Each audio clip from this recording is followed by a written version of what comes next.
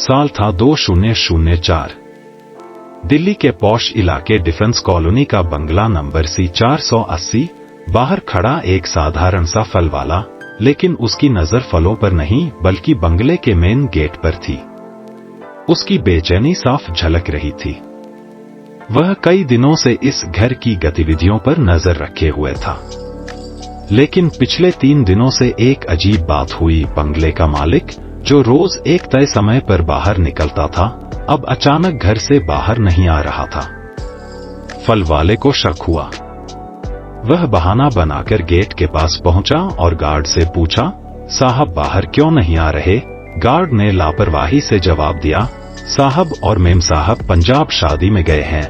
Guard की बात सुनते ही फल वाले के हाथ पांव फूल गए। उसने झट से अपनी जेब से एक फोन निकाला और एक नंबर मिलाया। कुछ ही मिनटों में एक गाड़ी वहां पहुंची। उसमें से 6-7 लोग उतरे और सीधे बंगले के भीतर घुस गए। ये लोग साधारण इंसान नहीं थे। ये थे भारत की सबसे गुप्त खुफिया agency raw research and analysis wing के एजेंट। और वह बंगला, वह किसी आम शख्स का नहीं था, बल्कि उन्हीं का साथी, रॉ का एक जॉइंट सेक्रेटरी स्तर का अधिकारी रविंद्र सिंह का घर था। लेकिन अब हालात पलट चुके थे। रविंद्र सिंह पर आरोप था कि उसने भारत की गोपनीय जानकारियां अमेरिका की खुफिया एजेंसी CIA को बेची थी। महज छोटी मोटी बातें नहीं, बल्कि बीते वर्षों में वह 20,000 से भी ज्यादा क्लासिफाइड दस्तावेज अमेरिका पहुंचा चुका था। रॉ महीनों से उसकी हर गतिविधि पर नजर रख रहा था। लेकिन अब, जब सबूत पुख्ता हुए और गिरफ्तारी करीब थी, रविंद्र सिंह रहस्यमयी तरीके से गायब हो गया। यहीं से शुरू होती है भारत के सबसे बड़े गद्दार अफसर की कहानी। एक ऐसी कहानी जिसमें वर्दी की शान भी है और विश्वासघात की शर्मनाक दास्तां भी। एक ऐसा शख्स जो भारतीय खुफिया एजेंसी का अहम हिस्सा था, लेकिन आखिरकार CIA का सबसे बड़ा मोहरा बन बैठा। भाग 1, रविंद्र सिंह। शुरुआती जीवन। रविंद्र सिंह का जन्म पंजाब के अमृतसर में हुआ था। उसके पिता इंडियन आर्मी में लेफ्टिनेंट थे। घर में सेना का माहौल था और इसी से प्रभावित होकर 1970 में रविंद्र ने भी भारतीय सेना ज्वाइन कर ली। उसकी पहली पोस्टिंग गोरखा रेजिमेंट में हुई। कड़ी मेहनत और अनुशासन के चलते कुछ ही सालों में वह मेजर बन गया। लेकिन धीरे धीरे उसकी दिलचस्पी इस रूटीन सैन्य जीवन से कम होने लगी। उसे हमेशा रोमांच चाहिए था, कुछ अलग करने का जुनून था। इसी बीच एक स्पेशल मिशन के लिए उसे raw research and analysis wing में डेपुटेशन पर भेजा गया। यहां उसका पहला अनुभव इतना रोमांचक था कि उसने ठान लिया, अब वह फौज छोड़ देगा और खुफिया दुनिया का हिस्सा बनेगा।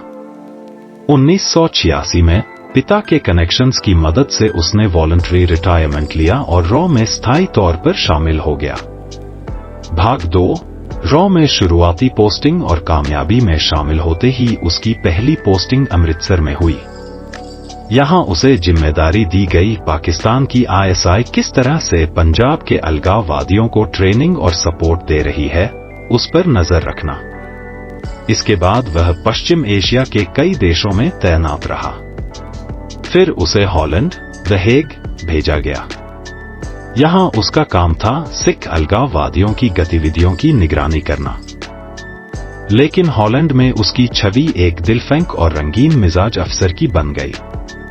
वह बार बार शराब और पार्टियों में डूबा रहता और अक्सर अनजान लोगों से भी संवेदनशील बातें शेयर कर देता, जो कि किसी खुफिया अफसर के लिए घातक आदत थी।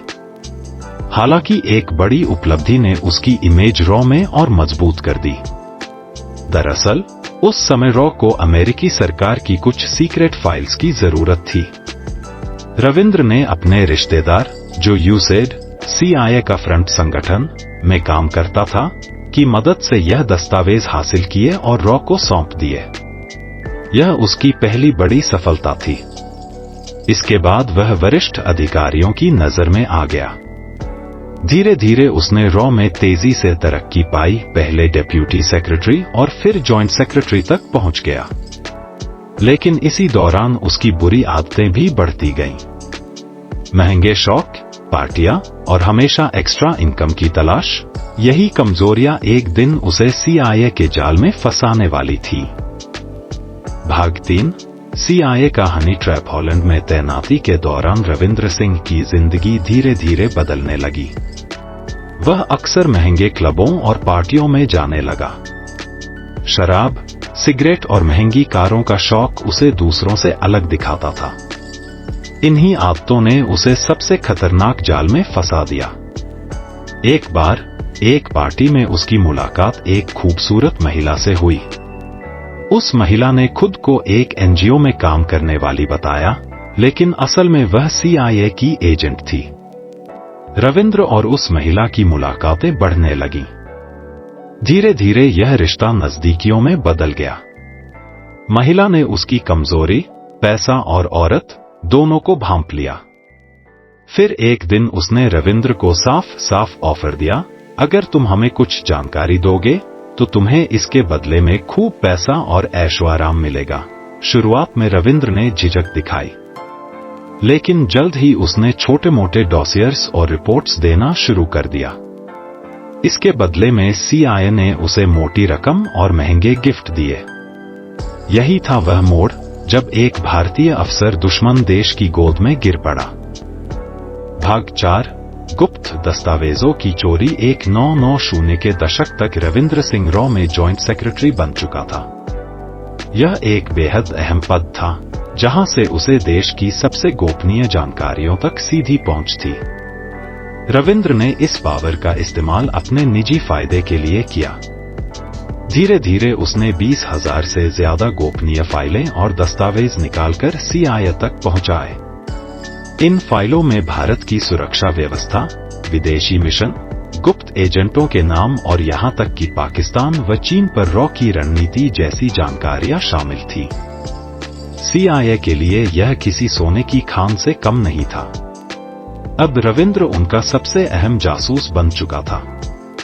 भाग 5, रॉ को शक। लेकिन रॉ जैसी खुफिया एजेंसी इतनी भोली नहीं थी। कुछ वर्षों बाद उनके भीतर यह चर्चा शुरू हुई कि कहीं न कहीं से देश की संवेदनशील जानकारी लगातार लीक हो रही है। इंटेलिजेंस विंग ने जब पैटर्न चेक किया तो शक की सुई रविंद्र सिंह पर जाकर रुकी। उसकी अचानक बढ़ती लाइफस्टाइल, बाहर की पार्टियां और अमीराना शौक एजेंसी की नजर से नहीं बचे। रॉ ने धीरे धीरे उसकी हर गतिविधि पर नजर रखना शुरू कर दिया। उसके फोन टैप किए गए, मूवमेंट रिकॉर्ड किया गया और यहां तक कि घर के आस पास भी एजेंट तैनात किए गए। कुछ ही महीनों में रॉ के पास उसके खिलाफ पक्के सबूत थे। भाग 6, गिरफ्तारी से ठीक पहले अक्टूबर 2004, रॉ ने तय किया कि अब रविंद्र को गिरफ्तार कर लेना चाहिए। उसके खिलाफ पूरा डॉसियर तैयार हो चुका था। लेकिन जब एजेंसी की टीम उसके दिल्ली स्थित घर C480 डिफेंस कॉलोनी पहुंची तो पाया घर खाली है। रविंद्र और उसकी पत्नी रहस्यमयी तरीके से गायब हो चुके थे।